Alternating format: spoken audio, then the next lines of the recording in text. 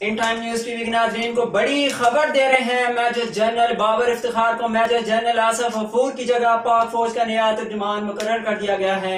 Major general Asif Ghafoor को GOC उकाड़ा तैनात कर दिया गया है। मेजर जनरल बाबर इफ्तिखार का ताल्लुक आर्मर्ड कोर की यूनिट 6 लांसर से है। मेजर जनरल बाबर इफ्तिखार ने 1990 में पाक फौज में कमीशन हासिल किया था। जी हाँ, हमने नाज़रीन को अहम खबर से आगाह करते चले। मेजर जनरल बाबर इफ्तिखार को मेजर जनरल आसिफ गफूर की जगह पाक फौज का नया तर्जुमान मुकर्रर कर दिया गया है।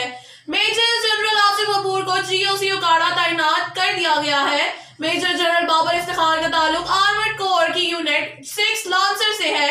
मेजर जनरल बाबर इफ्तिखार ने 1990 में पाक फौज में कमीशन हासिल किया था। यहाँ पर इन टाइम न्यूज टीवी को एक ताज़ा तरीन खबर से आगाह करते चलेंगे। वज़ीर आज़म ने फैसल वाडा पर किसी भी टॉक शो में शिरकत पर पाबंदी आयद कर दी है। वज़ीर आज़म ने फैसल वाडा से टॉक शो में उनके रवैये पर वजाहत भी तलब कर ली गई है। आपको बताते चलें कि फैसल वाडा ने एक निजी TV के प्रोग्राम में फौजी बूट उन्होंने साथ ले आए थे। इस वजह से वज़ीर आज़म ने नोटिस ले लिया है। जी हाँ, आपने बिल्कुल सही सुना कि वज़ीर आज़म ने फैसल वाडा पर किसी भी टॉक शो में शिरकत पर पाबंदी आयद कर दी है। वज़ीर आज़म ने फैसल वाडा से टॉक शो में उनके रवैये पर वजाहत भी तलब कर ली।